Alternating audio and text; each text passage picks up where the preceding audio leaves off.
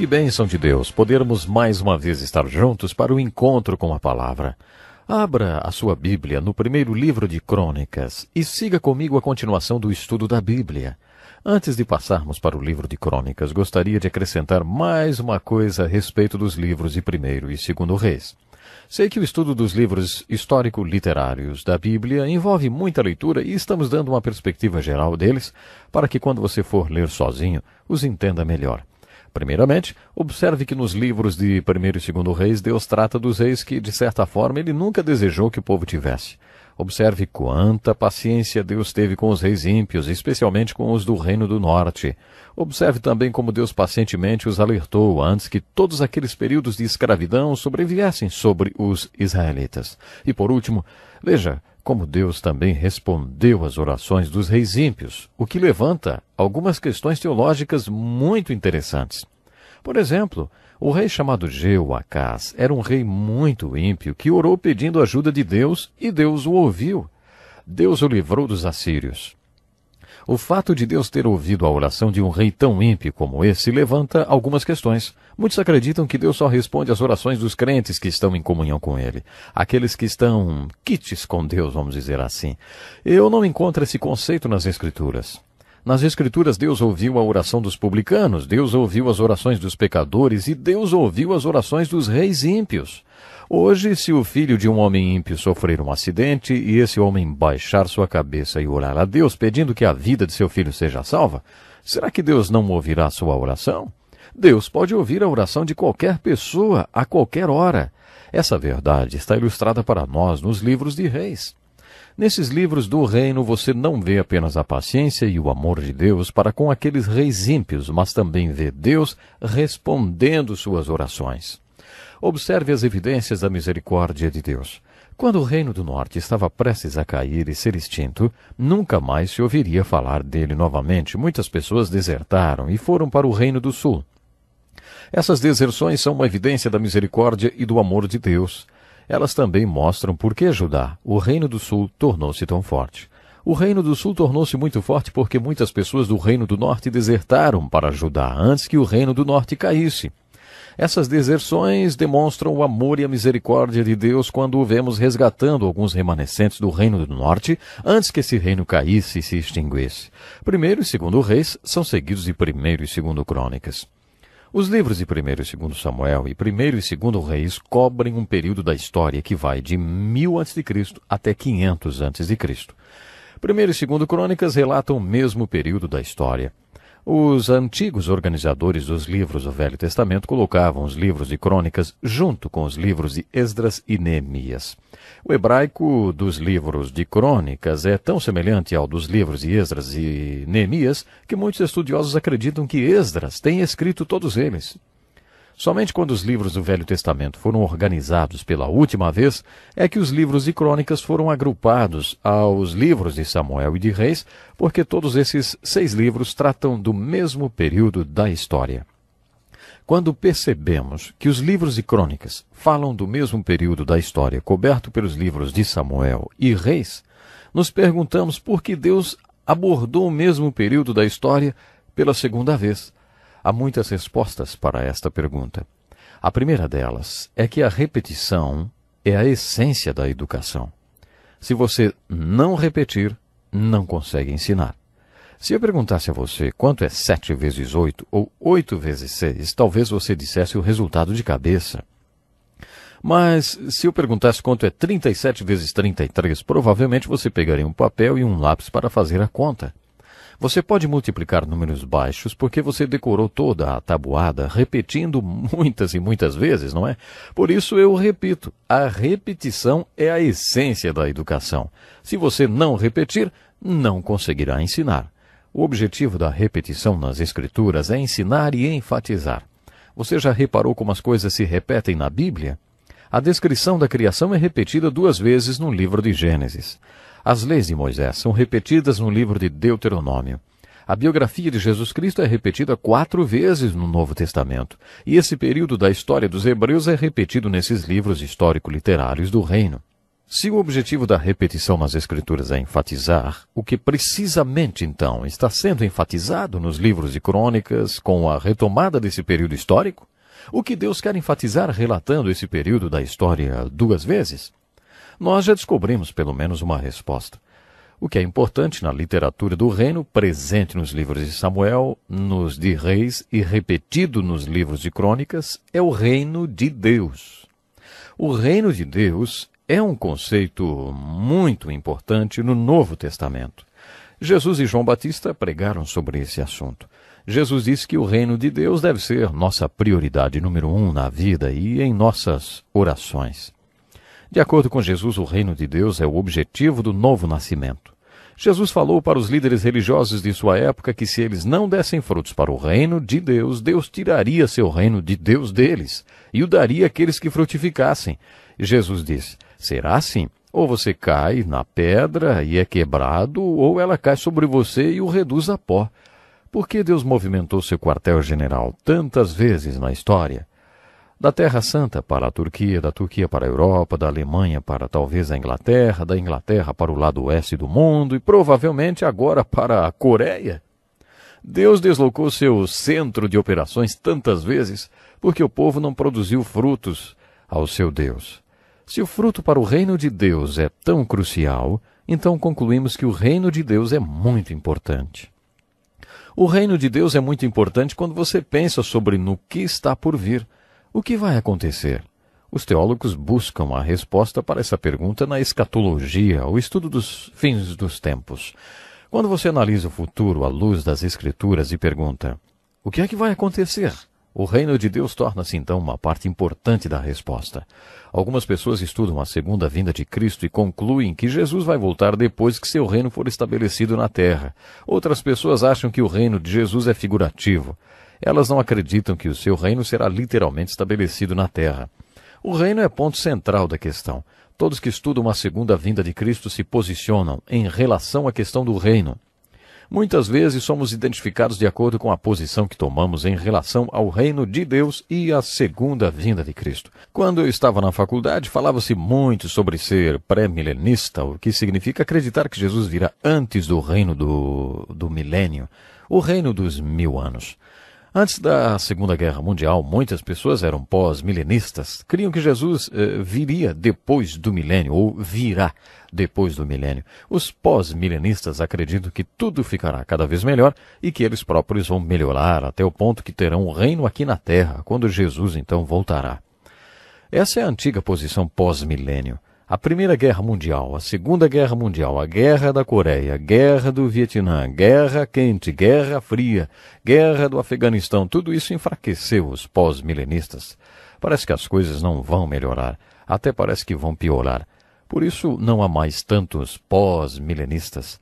Se você é uma daquelas pessoas que acreditam que o reino é figurativo, você é chamado de A-mil. Uma vez ouvi uma pessoa dizer que depois de ter sido pré-milenista, pós-milenista e amilenista, acabou se tornando num bom mil. Alguém disse: irmão, que posição bom mil é essa? São as pessoas que acreditam que no final de tudo, tudo será bom e melhor. Aí ele disse: eu sou um bom mil. Essa realmente é uma ótima posição em relação ao milênio. Quando olhamos para o futuro, o reino torna-se um conceito muito importante. O que você entende sobre o reino que está por vir? O conceito de reino que vimos na literatura do reino é muito importante. É por isso que esses 6 livros históricos são chamados de literatura do reino. Deus quer que entendamos que ele é rei. Deus quer súditos para o seu reino. É por isso que ele nos relata esse período da história 2 vezes. Uma terceira razão pela qual Deus decidiu que esse período da história fosse abordado pela segunda vez é porque ele é muito importante para que entendamos que o povo rejeitou Deus como o seu rei. É importante que entendamos que ainda vivemos as consequências dessa rejeição. Quando o povo rejeitou Deus como rei, o resultado final foi a escravidão. Depois dos cativeiros, não se ouviu mais nada sobre o Reino do Norte. A narrativa histórica continua com o Reino do Sul. De acordo com os estudos proféticos sobre a grande varredura que Deus fez, quando o povo do Reino do Sul foi levado para a Babilônia, iniciou-se uma nova era. Eles chamam essa nova era de os tempos dos gentios. Deus quis uma teocracia, onde ele fosse o rei e os filhos de Israel fossem seus súditos. Tudo que Deus precisava para que a teocracia funcionasse era um profeta, sacerdote, para que ele então pudesse se comunicar com o povo e guiá-lo. Mas quando os filhos de Israel rejeitaram esse plano, Deus disse: tudo bem, vocês serão dispersos entre os gentios, referindo-se aos não-judeus, aos incrédulos, e vocês serão governados por gentios.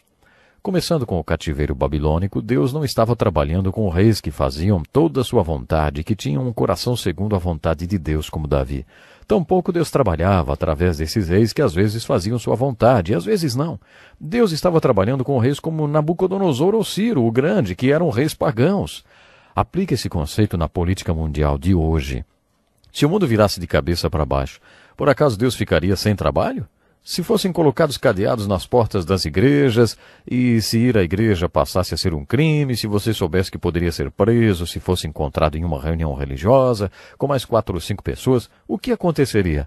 Por acaso você diria: Deus está morto e não consegue fazer mais nada. Esses livros históricos do reino nos mostram que Deus não deixa de trabalhar quando pagãos governam o seu povo. Os livros do reino nos contam que, quando o povo de Deus foi para o cativeiro, Deus trabalhou através de Nabucodonosor e de Ciro o Grande. Deus continuou a trabalhar através dos governantes pagãos. Apesar de Deus preferir uma teocracia, o povo de Deus viveu governado por pagãos e foi disperso entre o povo pagão.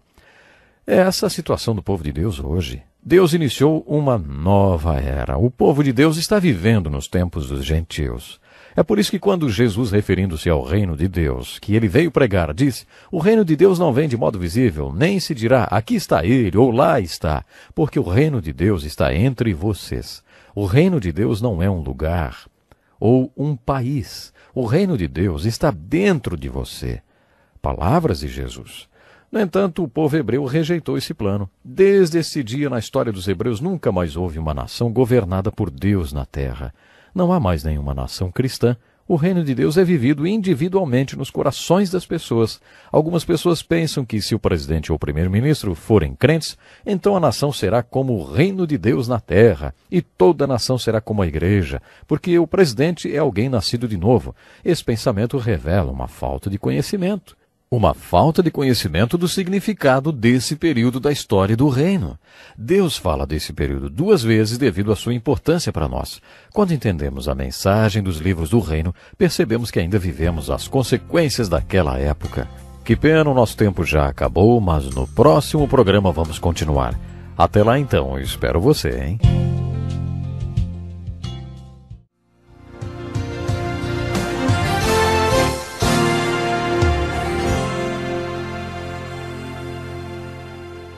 Aqui estamos nós para mais um estudo da Bíblia, no Encontro com a Palavra. Como é bom estarmos juntos, hein? Esse é um estudo de toda a Bíblia, do Gênesis ao Apocalipse.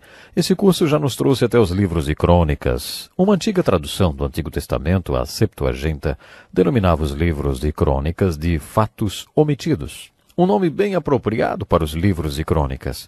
O título possui 2 aplicações. A primeira é que existiam algumas coisas sobre esse período da história que foram relatadas nos livros de Samuel e de Reis e omitidos nos livros de crônicas. Esdras queria contar a história completa.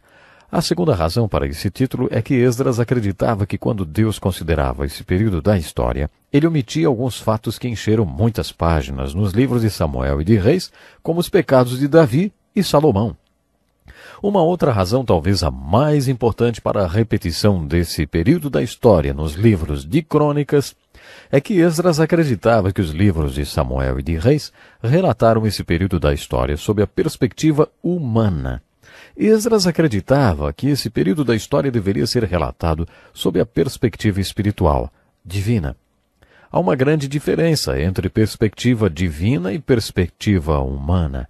O profeta Isaías afirmou em Isaías 55 que Deus falou o seguinte: os meus pensamentos não são os pensamentos de vocês, nem os seus caminhos são os meus caminhos.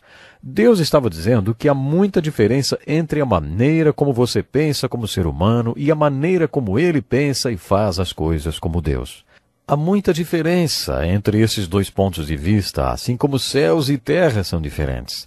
Deus estava falando para Isaías: se você quer as perspectivas humana e divina juntas, aproxime-se da palavra de Deus, porque ela dará a você a minha perspectiva de tudo. É por isso que temos mais um relato desse período da história.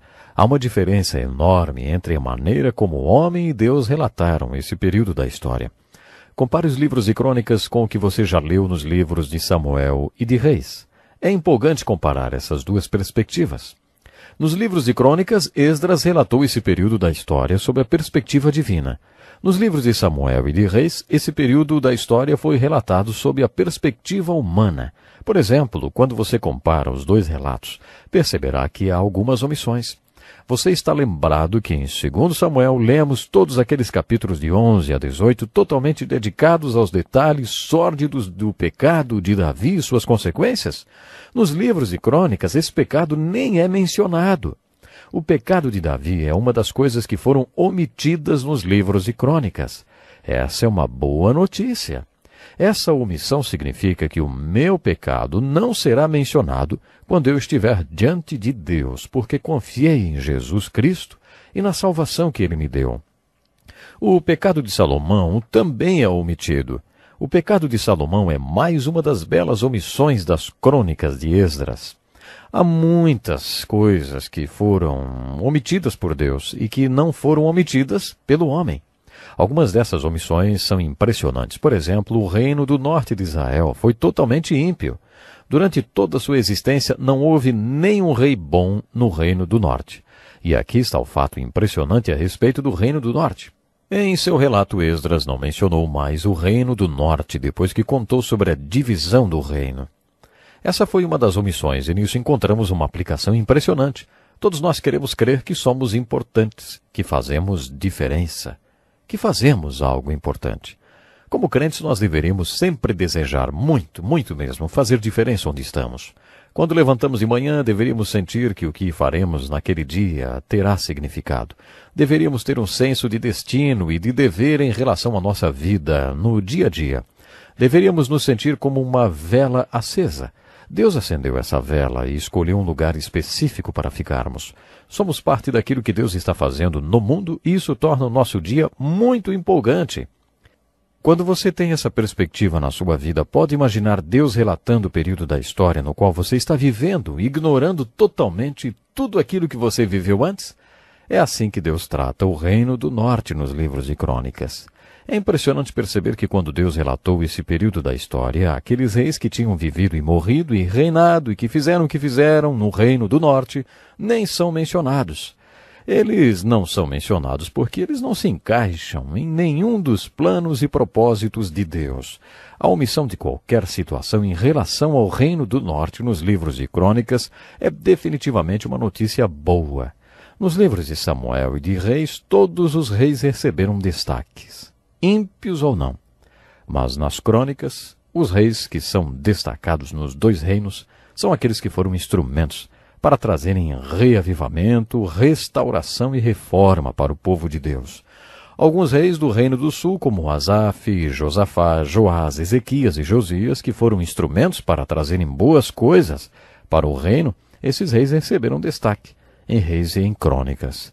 Os reis que não fizeram nada, ou os ímpios, não são mencionados em Crônicas. Isso mostra o que é importante para Deus. Eu amo a história de Josias. Havia um homem chamado Ilquias que trabalhava no templo quando este estava sendo restaurado. Ilquias encontrou alguns rolos das Escrituras. Isso aconteceu quando Josias era rei. O povo estava tão decadente e apóstata que tinha esquecido completamente o que eram as Escrituras. Ilquias ficou empolgado quando disse: "Olhem o que achei! Acho que são os mandamentos de Deus, as próprias palavras de Deus!" Ilquias estava certo. Os rolos eram as Escrituras. Mais tarde, aqueles rolos foram lidos para o rei Josias. Quando Josias conheceu os mandamentos de Deus e percebeu que eles não estavam sendo obedecidos, tremeu diante da palavra de Deus.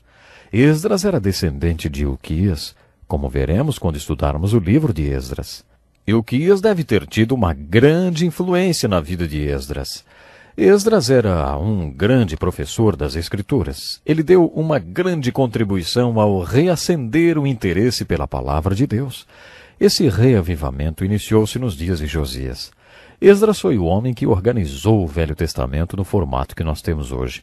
Tudo isso está registrado em crônicas, porque as Escrituras são muito importantes sobre a perspectiva de Deus.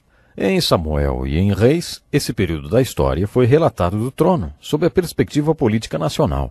Em Crônicas, esse mesmo período é relatado do altar ou do templo, ou seja, sob uma perspectiva espiritual.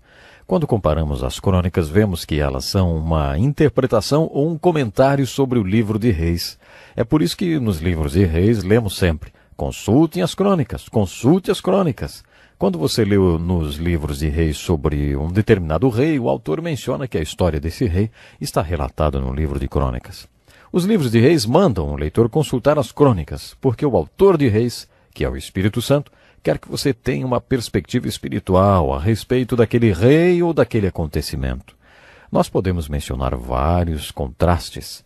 Nos livros de Samuel e de Reis, a ênfase está na vida e na pessoa de Davi, e também na sua liderança. Nas crônicas, a ênfase está na linhagem e na casa de Davi. A casa de Davi é o que há de importante quando Deus relata esse período da história. A linhagem de Davi é outra razão pela qual Judá recebe tanta ênfase nas crônicas. O Messias veio através da tribo de Judá, por isso Deus queria dar mais enfoque à tribo de Judá. Observe também a explicação para o sucesso político de Davi. Davi foi abençoado no seu reinado para dar alegria ao povo de Deus. É por isso que Deus queria que ele fosse um grande líder. Como já mencionei, as crônicas que mostram para nós a grande contribuição que Davi deu quando trouxe a música para a adoração, é por demais importante para a nossa vida, também de adoração e comunhão com Deus. Em 1 Crônicas, capítulo 15, versículo 23, lemos um lindo trecho que conta como Davi organizou os corais e os músicos. Davi tinha uma grande orquestra e um coral de milhares de levitas. Hoje, nas igrejas, nos beneficiamos desse casamento que Davi fez entre a música e a adoração. A contribuição de Davi para a adoração é enfatizada nas crônicas, apesar de ser omitida nos livros de Samuel. Nos livros de crônicas encontramos a explicação por que Davi não teve permissão para construir uma casa para Deus. Em Reis e em 2 Samuel 7, lemos simplesmente que Davi não teve permissão para construir a casa de Deus. Em 2 Reis e em 2 Samuel capítulo 7, lemos que foi porque Deus não precisava de uma casa. Mas nas crônicas, onde temos a perspectiva divina, somos informados que Davi não construiu a casa de Deus porque ele era um guerreiro. Davi tinha derramado muito sangue. É nas crônicas que você fica sabendo por que Josafá uniu-se a um rei tão ímpio como Acabe. Eles tinham netos em comum. Porque seus filhos haviam se casado. Talvez seja por isso que eles estivessem juntos em 1 Reis 22. Um dos versículos mais importantes das crônicas é o de 2 Crônicas 7,14. 2 Crônicas 7,14. Nesse versículo ouvimos uma palavra do templo para o palácio. Uma palavra do templo, da vida religiosa para a vida política da nação. Uma aliança que Deus ofereceu ao seu povo. No Salmo 23:3, vemos Deus oferecendo ao povo que precisava de restauração e reavivamento os caminhos de justiça que restaurariam as suas almas. Quando nos aproximamos de Deus, porque precisamos que nossas almas sejam restauradas, descobrimos que Deus é muito prático. Ele nos diz: venha, ande nos caminhos de justiça, e esses caminhos restaurarão a sua alma. Esses caminhos de justiça são humilhar-se, orar, buscar a face de Deus e afastar-se dos caminhos ímpios. Uma vez ouvi o presidente dos Estados Unidos, Ronald Reagan, dizer que tinha descoberto esse versículo em uma antiga Bíblia. Ao lado do versículo havia algumas palavras que sua mãe tinha escrito que diziam: que versículo bom para a cura das nações! Que versículo lindo para a cura das nações! No café da manhã e oração com o presidente, ele disse: é isso que essa nação precisa fazer. Precisamos nos humilhar, orar, buscar a face de Deus e nos afastar dos nossos maus caminhos. Então, pode ser que Deus ouça e perdoe e sare a nossa terra. 2 Crônicas 7,14 é um dos versículos mais importantes desse livro. Creio que ele seja um versículo que cada um de nós deva ter guardado no coração. Depois, ele deveria ser aplicado para todo o país. Há 20 diferenças entre os livros de Crônicas e os livros de Reis e Samuel. O segredo para entender e abordar essas diferenças e a razão para ter havido uma repetição do relato desse período da história dos hebreus é: os caminhos de Deus não são os nossos caminhos, e os seus pensamentos não são os nossos pensamentos. A diferença entre a maneira de Deus pensar e a nossa, e a maneira como ele age e a nossa, são tão diferentes como o céu é diferente da terra. Se você quer ter a perspectiva divina, se você quer alinhar o seu modo de pensar e de agir com o de Deus, então leia as Crônicas. Leia as Crônicas, lembrando-se do que leu em Samuel e em Reis. Observe o que é omitido pelos homens e não é omitido por Deus. Depois observe o que não é omitido pelos homens, mas é omitido por Deus. Observe a diferença entre o relato sobre esse período da história que Deus fez e o relato do mesmo período feito pelo homem. Vamos ficar por aqui hoje. Muito obrigado por sua sintonia e até o próximo programa.